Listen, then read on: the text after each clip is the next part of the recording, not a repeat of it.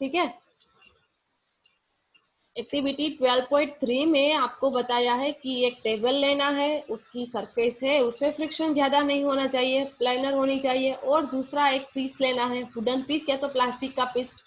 उसमें आपको क्या करना है, किस तरह की अरेंजमेंट है वो भी बताई है कि ये दो स्टूडेंट है, उसने ये अरेंजमेंट करी है बुक की जरिए। एक ये प्लानर सरफेस रखी है, कौन सी है, वुडन की, वहां पर एक पेन रखी है, पेन कहाँ पर रखी है, मार्क ए करा है वहां पर रखी है, और धीरे धीरे उसकी मोशन है वो स्टार्ट होगी।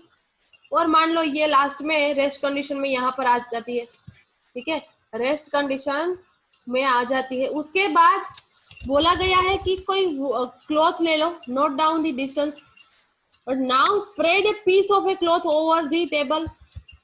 उसके बाद आपको क्या करना है, ये टेबल पर क्लॉथ का पीस रखना है, ठीक है, स्प्रेड कर देना है। इसका मतलब है पहले प्लेनर सरफेस थी, अब आपको क्या करना है कि वहां पर ऊपर एक कपड़ा रख देना है, ढक देना है, ठीक है। कपड़ा रखकर बाद में आपको देखना है, make sure that there is a no wrinkle in the cloth. यहाँ ऊपर आपने कुछ बिछा दिया, ठीक है, कपड़ा यहाँ पर रख दिया, पूरा टेबल है उस पर रख दिया ऊपर, और उसके बाद आपको ये ध्यान रखना है कि make sure that there is no wrinkle in the cloth, cloth में कोई व्रिंकल नहीं होनी चाहिए। ट्राई दी एक्टिविटी अगेन, ये एक्टिविटी आपको अगेन करनी है। एक ध्यान में रहे स्टूडेंट्स, आपको टाइम पर आना है क्लास में, ठीक है, क्लास में टाइम पर आना है, क्योंकि कंटिन्यू मुझे ये एडमिट करना होता है, एडमिट करना पड़ता है आपको हर बार। समझ में आता है? देखो इस तरह से उसने ये कपड़ा रख दिया है नीचे, ठीक है, हमें बोला गया था कि ये क्लॉथ का पीस ले लो और उसको नीचे रख दो। ये नीचे रख दिया, यहाँ पर उसने क्या करा, फिर से पेन है या तो यस, फिर से पेन यहाँ पर रखी, और उसकी मूवमेंट यहाँ से यहाँ तक स्टार्ट हुई, देखो यहाँ तक पहुंची।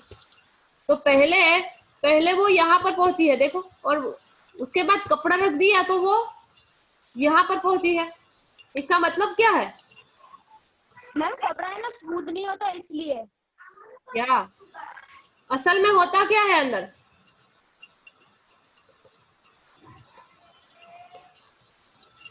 क्या होगा? कपड़ा स्मूथ नहीं होता, इसका मतलब क्या है? मैम कपड़ा होता है ना, वो है ना कोई भी फास्ट ऑब्जेक्ट आती है ना, उसको है ना स्लो कर देता है। क्यों क्यों स्लो कर देगा? मैम वो है ना बहुत, उसमें फ्रिक्शन कम है। फ्रिक्शन की वजह से। ओके, फ्रिक्शन किस में कम है? फ्रिक्शन किस में कम है बेटा? कपड़े में मैम, कपड़े में। कपड़े में फ्रिक्शन कम होगा, और ये टेबल है वो उसमें फ्रिक्शन ज्यादा होगा। थोड़ा सा मैम कपड़े में फ्रिक्शन ज्यादा होगा। यस, ये कपड़ा रखा है इसमें फ्रिक्शन ज्यादा होगा। ये पेन है, ये रस्ट कंडीशन में यहाँ पर आई है। डिस्टेंस देखो, ये डिस्टेंस कितना है, कम है, आप देख सकते हो कि ये डिस्टेंस कम है और ये डिस्टेंस फ्रिक्शन नहीं होता तो मैम फ्रिक्शन होता तो आगे ही जाता ना।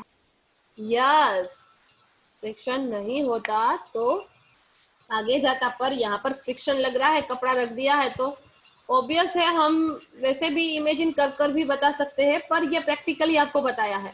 Repeat this activity by spreading a thin layer of sand over the table.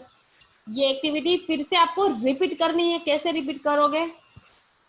Sand का थिन लेयर लगा देना है। और धार्मिक कक्षा, ये नाश्ता करना बंद कर दो, चलो यहाँ पर ध्यान दो।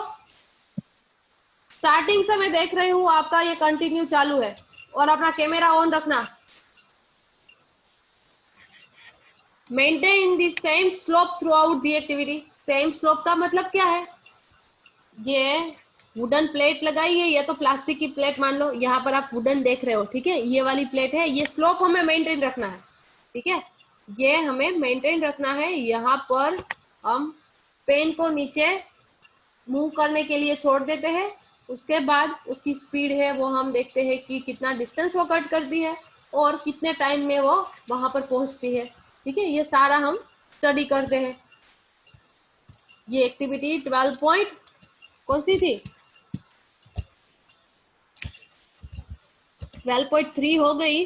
उसके बाद आपको बताया है कि in which case is the distance covered the minimum, कौन सा ऐसा केस है जिसमें डिस्टेंस मिनिमम कवर हुआ है? मैम कपड़े वाले में। आयाम पंचल, यहाँ पर ध्यान होना चाहिए, ठीक है। कपड़ा वाला जो एक्टिविटी है, ठीक है, उसमें डिस्टेंस मिनिमम कवर हुआ होगा। Why is the distance covered by the pencil cell different every time? ये पेंसिल उसने लिए, हम पेन बोल रहे थे तो पेंसिल लिए, ठीक है। तो हर एक टाइम क्यों पेंसिल है उसका डिस्टेंस हर एक टाइम डिफरेंट डिफरेंट है, ऐसा क्यों? तो वो भी हमने डिस्कशन करा। क्या करा, क्या डिस्कशन हुआ हमारा कि डिस्टेंस कम था, ज्यादा था, क्यों था? ओनली टेबल था तो उसमें रफ सरफेस नहीं थी, ठीक है, उसमें प्लेनर सरफेस थी। इसका मतलब है डिस्टेंस हमें ज्यादा मिला था। क्यों मिला था? एक ही रीजन है,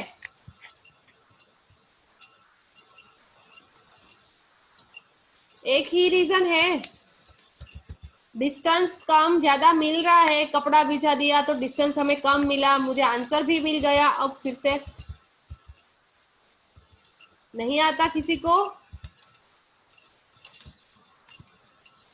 नहीं, क्वेश्चन फिर से बोलो ना। ये डिस्टेंस हमें कम ज्यादा क्यों मिल रहा है?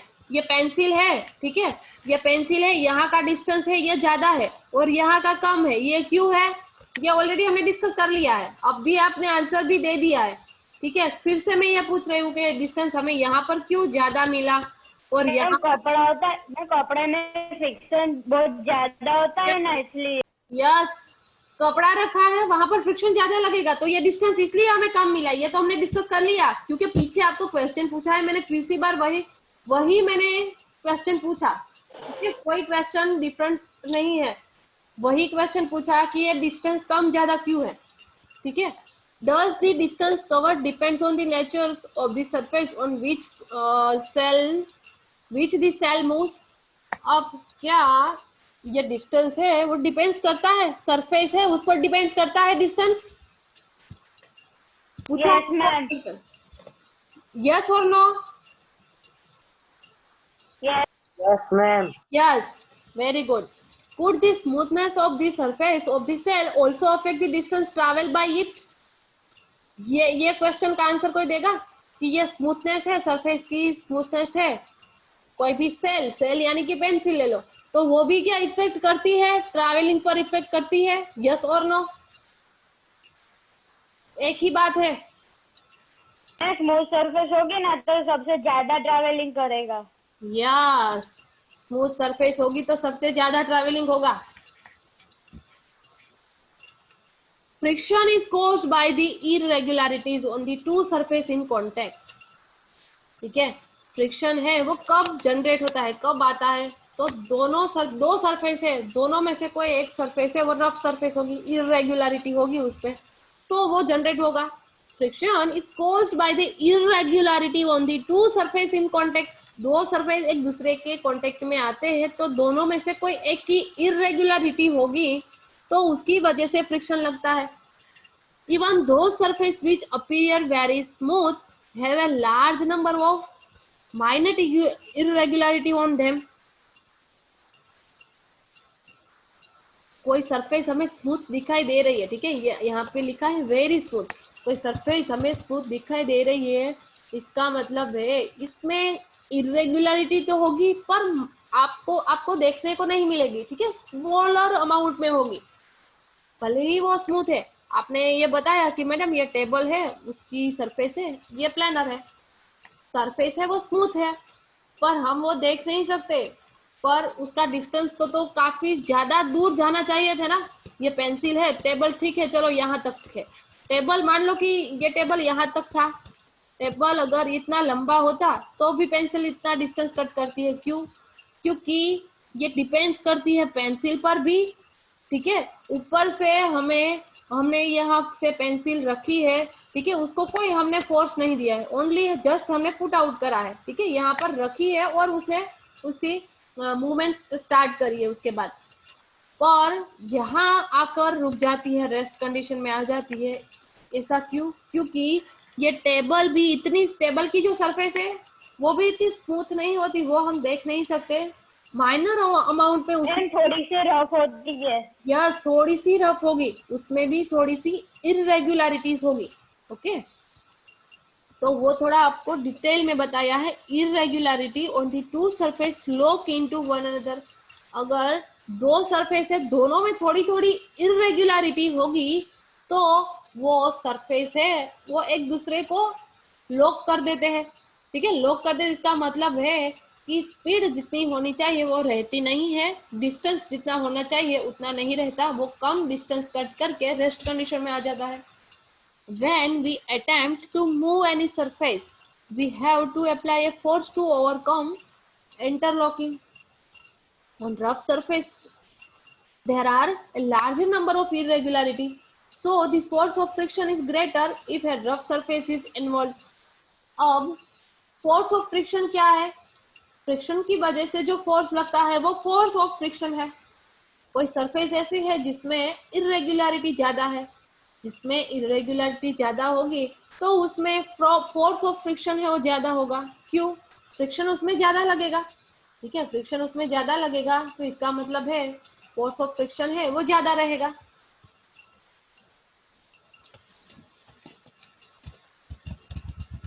ये बुक आपको बताई है और बुक के नीचे, ठीक है, बुक के नीचे वाला पार्ट है वो बताया है किस टाइप का है, surface irregularity.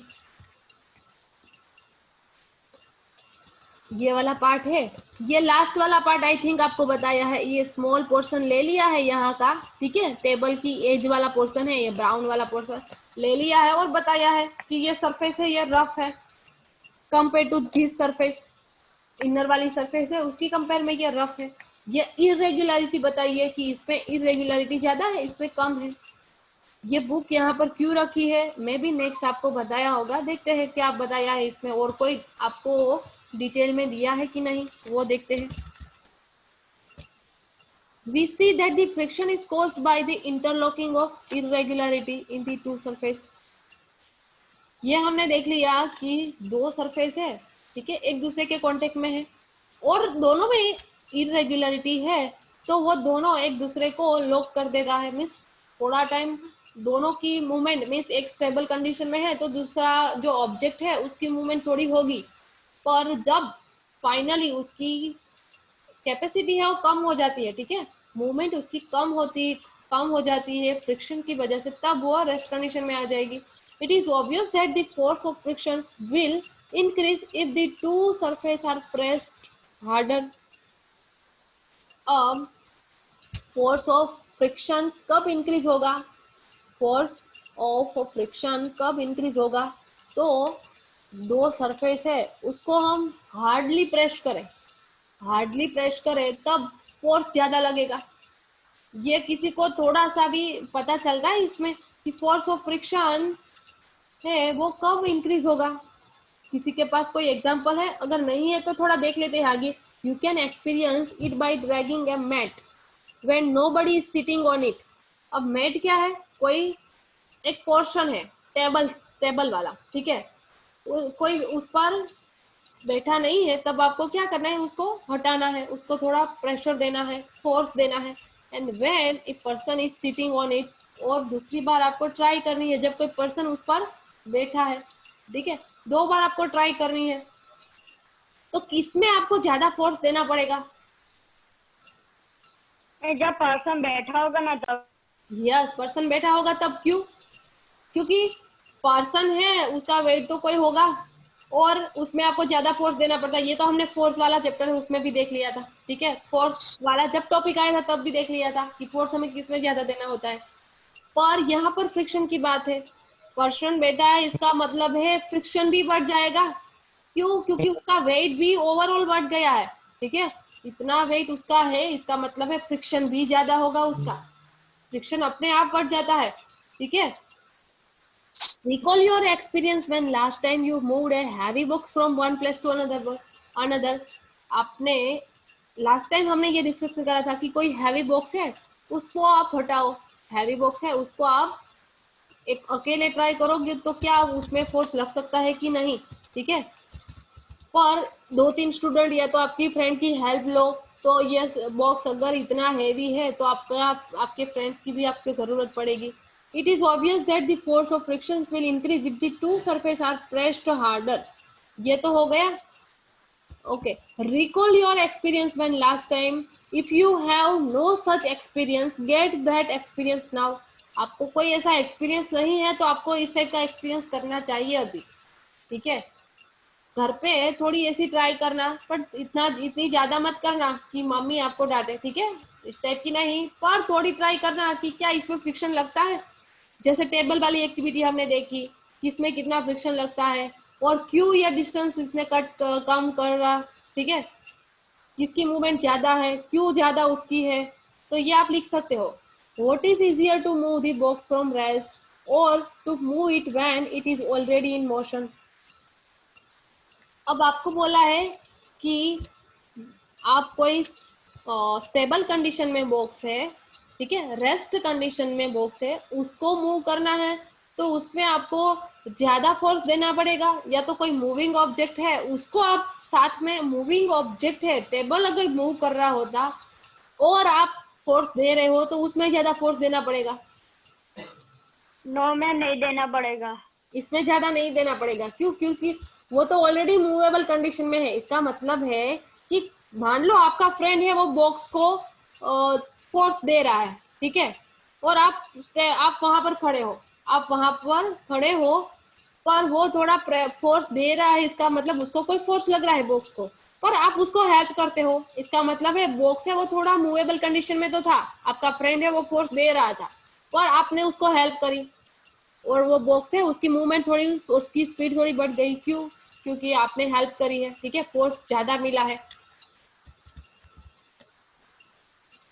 The force required to overcome frictions at the instant an object start moving from the rest is measure of a static friction. अब ये फोर्स है जो रिक्वायरमेंट है, किसकी रिक्वायरमेंट है कि कोई ऑब्जेक्ट है, ठीक है, उसको हमें रेस्ट कंडीशन में से मूविंग कंडीशन में लाना है. रेस्ट कंडीशन में से मूविंग कंडीशन में लाना है. इसका मतलब है उसको थोड़ा फोर्स देना पड़ेगा, उसको रिक्वायरमेंट है फोर्स की. ठीक है, तो ये फ्रिक्शन को ओवरकम करता है. फोर्स है वो फ्रिक्शन को ओवरकम करता है. क्यों? क्योंकि फ्रिक्शन तो था, इसलिए तो वो लॉक कंडीशन में था, इसलिए वो रेस्ट कंडीशन में था. आपने क्या करा, उसको फोर्स दिया, उसको फोर्स दिया और वो मूविंग कंडीशन में आया. इसका मतलब है ये एक टाइप का फोर्स है जो फ्रिक्शन को ओवरकम करता है.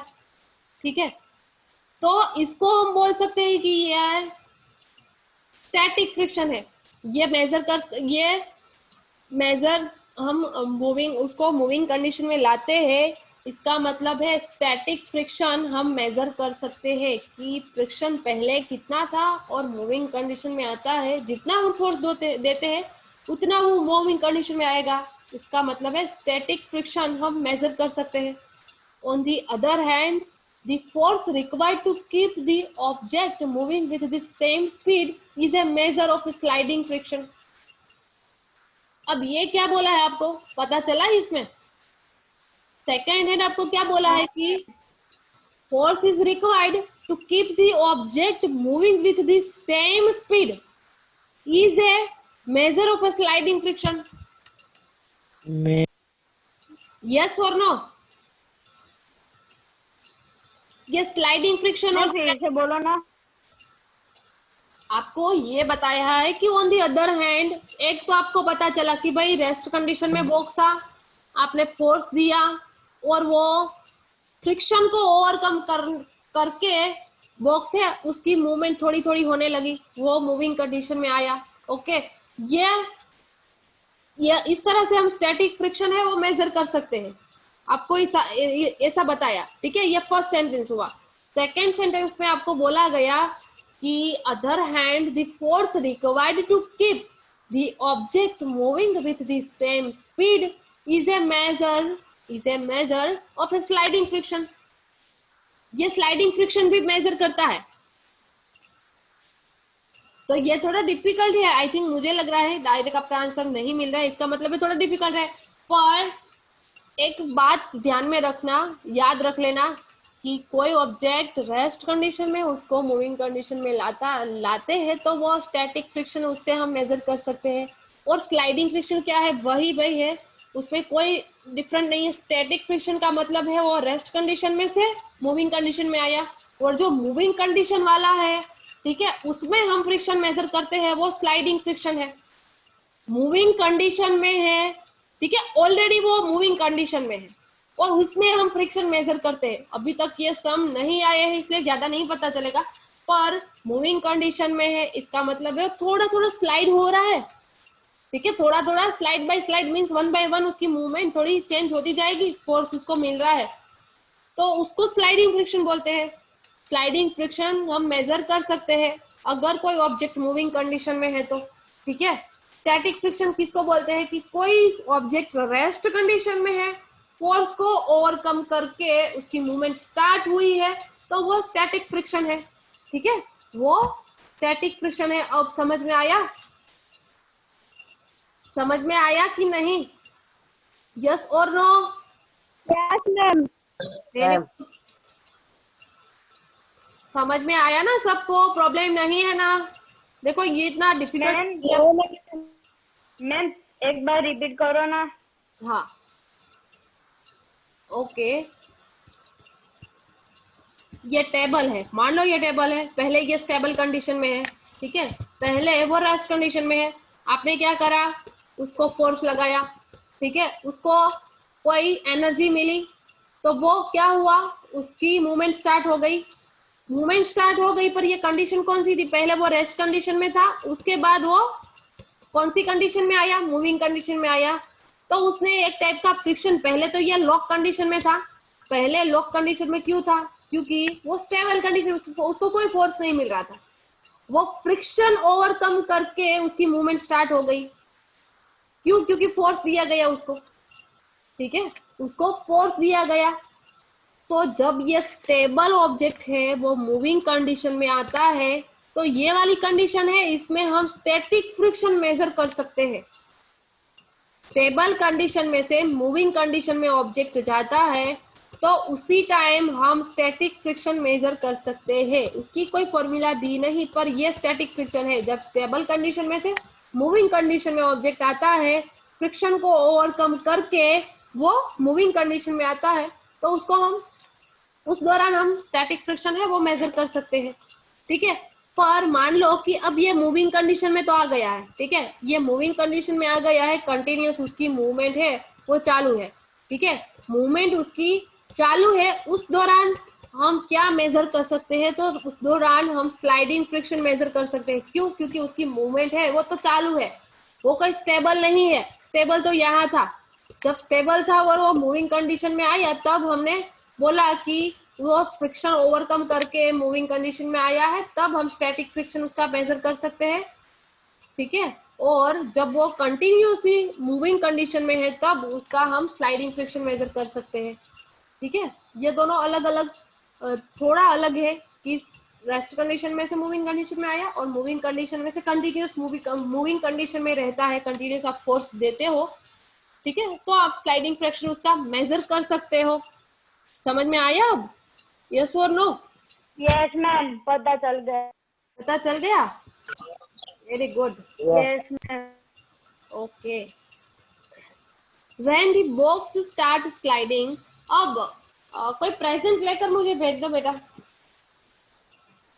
21 स्टूडेंट बचे हैं। देखो आपको ये याद रखना है, जो भी बच्चा मुझे प्रेजेंट भेजता है वो याद करके आपको प्रेजेंट लेना है और मुझे भेज देना है, कभी मैं भूल जाती हूँ, ठीक है।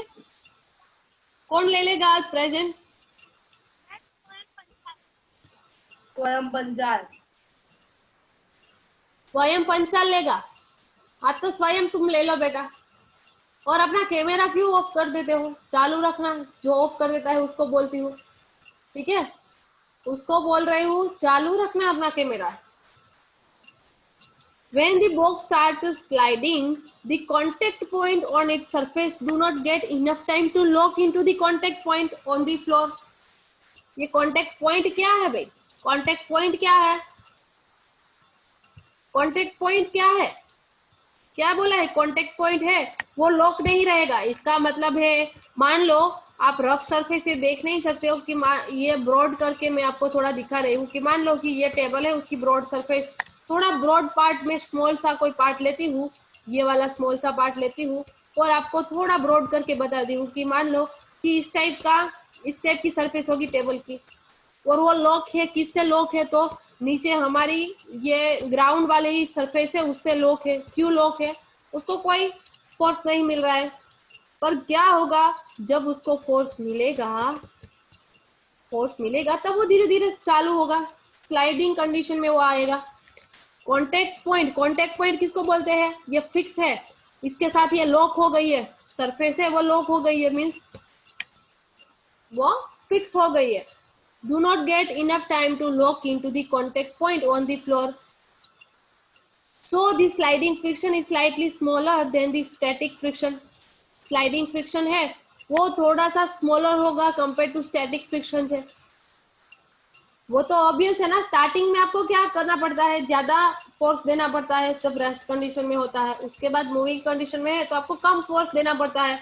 तो स्लाइडिंग फ्रिक्शन कब आता है, जब मूविंग कंडीशन में कोई ऑब्जेक्ट है उसकी बात करते हैं तब स्लाइडिंग फ्रिक्शन आता है, ठीक है। तो वो ऑब्वियसली कम होगा। Friction and you find it somewhat easier to move the box already in motions than to get it started. ये भी हमने डिस्कस कर लिया कि कोई ऑब्जेक्ट है वो मूविंग कंडीशन में है तो वो इजीली स्लाइड कर सकता है, इजीली उसकी मूवमेंट हो सकती है, और रेस्ट कंडीशन में है तो थोड़ा डिफिकल्ट होगा, उसको फोर्स ज्यादा देना पड़ेगा। कैमरा ऑन कर दो बेटा, कैमरा ऑन कर दो। Friction and necessary evil. अब एविल का मतलब क्या है, किसी को पता है एविल क्या है? मैम नहीं पता। हाँ बेटा, टाइम खत्म हो गया। नहीं पता। नहीं टाइम हो गया। मैम टाइम खत्म हो गया। ओके, हाँ हाँ बोलो कौन।